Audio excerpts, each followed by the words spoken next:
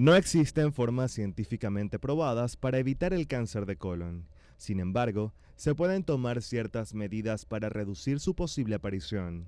Entre ellas se encuentran las pruebas de detección, las cuales se realizan como parte del proceso para determinar la presencia de anomalías en las personas que no presentan ningún síntoma de la enfermedad. Una dieta saludable también es parte importante del proceso, pues un alto contenido de frutas, verduras y legumbres disminuye el riesgo de padecer cáncer. Asimismo, mantener un peso saludable reduce el riesgo de padecer esta enfermedad. Es recomendable realizar actividades físicas con regularidad y evitar el alcohol y cigarro, porque estos hábitos se encuentran relacionados con esta enfermedad. Veamos el tema del día de hoy, es la prevención de cáncer de colon y recto. Mes de marzo, mes de prevención sobre esta patología. Hoy nos acompaña un especialista en esta área. Se trata del doctor Christopher Varela, quien es médico coloproctólogo. Un gusto recibirlo. Bienvenido. Como siempre agradecido, Daniela. Gracias por acompañarnos una vez más en este mes tan importante para hacer conciencia. Sí, bueno, desde el año 2000 se ha estado conmemorando todo el mes de marzo como el mes de la concientización del cáncer de colon y de recto. Y siempre es importante recordar la pesquisa en esta enfermedad. La pesquisa es muy importante. Vamos a hablar un poco sobre los antecedentes y además que debemos de tomar en cuenta cada uno de los individuos.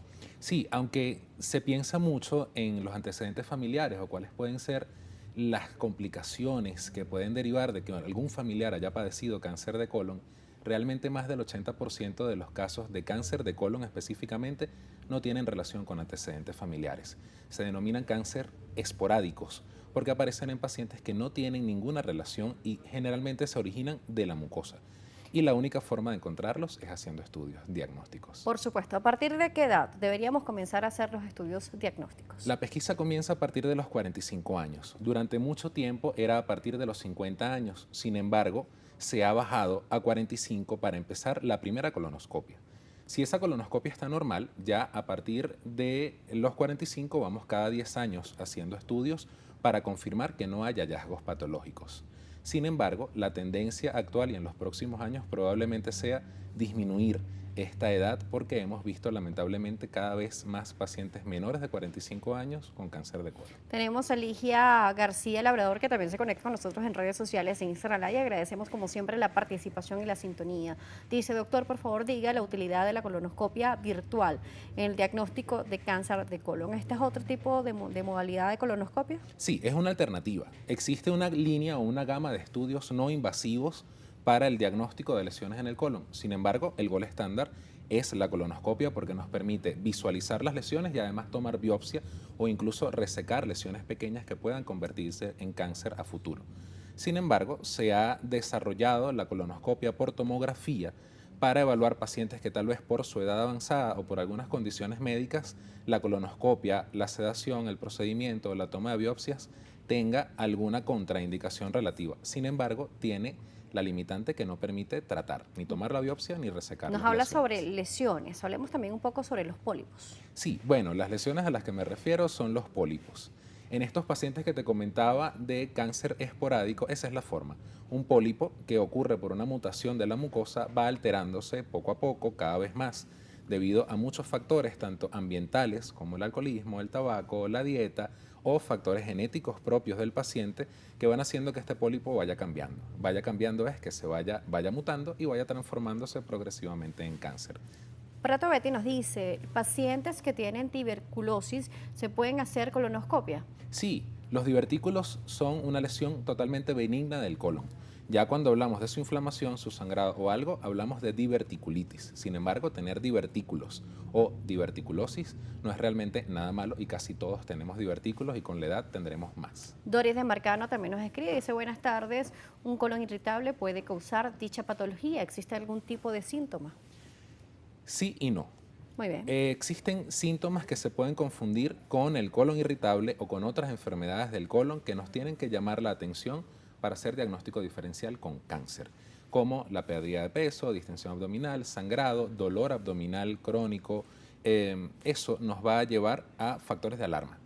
El colon irritable no tiene ninguna relación con el cáncer de colon como patología, pero los síntomas se pueden confundir. Entonces no debemos creer lo que tengo es un colon irritable y tal vez tenga otra cosa que necesite diagnóstico. Muy bien.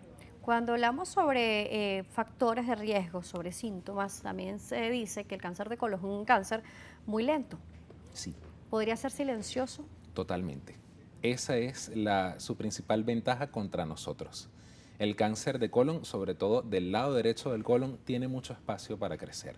Tiene muchas formas de irse desarrollando, infiltrando o creciendo sin dar síntomas más allá de escaso sangrado, alguna molestia, sin ni siquiera llegar a la pérdida de peso o incluso alteración del patrón evacuatorio. Cuando hablamos del lado izquierdo del colon, más donde hay ese forme, sí pueden ser unas manifestaciones tal vez un poco más sintomáticas de obstrucción intestinal, de alteración, heces acintadas, heces pequeñas, heces con sangrado, pero para que crezca lo suficiente para ocluir la luz ha pasado bastante tiempo. ¿Una persona que tenga estreñimiento podría ser una persona con mayor riesgo de desarrollar cáncer de colon? Si no sabe cuál es la causa de su alteración del patrón evacuatorio, sí, porque debe tener un diagnóstico. Debemos distinguir completamente un estreñimiento funcional de un estreñimiento de instalación súbita o asociado a pérdida de peso, dolor, molestia, que tal vez no sea solo estreñimiento, sino que hay algo que está disminuyendo el paso de las heces. Recordemos que hay personas que se están conectando en este momento, tanto en redes como por la pantalla de Globovisión, y Dori nos pregunta si es hereditario. Lo estábamos aclarando al principio, pero vamos a retomarlo. Sí, existe. De ese otro porcentaje, el 20% de los pacientes puede presentar un cáncer de colon hereditario, bien sea relacionado a pólipos o no, polipósico o no polipósico. Esto nos va a permitir tener una pesquisa más temprana. Es decir, si tienes un paciente que algún familiar tuvo cáncer de colon, la idea que inicie la pesquisa es de 2 a 5 años antes de la edad del familiar. Muy bien. Es decir, si tuviste un familiar con 48 años cáncer de colon, ya sabes, a partir de los 43 debes empezar tu pesquisa, así no hayas cumplido los 45. Muy importante esto, y además, si a un paciente se le ha diagnosticado un pólipo, ¿cada cuánto tiempo debe hacerse la colonoscopia? Cada 2 a 5 años, dependiendo del tipo de pólipo o cómo fue la resección de ese pólipo. Muy bien. Lo ideal es que durante la colonoscopia se pueda resecar el pólipo completo y el estudio patológico nos va a permitir saber si había lesión maligna o no, porque puede que haya sido un pólipo totalmente benigno. Que se resecó completo y el paciente no tiene que preocuparse más por esa lesión, o que haya sido un pólipo con características malignas que tengamos que estudiar mejor y que tengamos que tratar de estadificar. Por eso, mientras más precozmente se haga el diagnóstico y la resección del pólipo, tenemos muchas más alternativas de tratamiento. Muy bien, doctor. Tenemos muchas preguntas y participación en las redes sociales. Nos siguen llegando preguntas claves, pero las vamos a responder al regreso. Nos corresponde irnos a una pausa. El doctor Christopher Varela nos seguirá acompañando en el estudio, médico coloproctólogo. Así que muy atentos a las redes sociales y también a la pantalla de Globovisión porque estaremos atendiendo sus solicitudes. A la pausa, volvemos.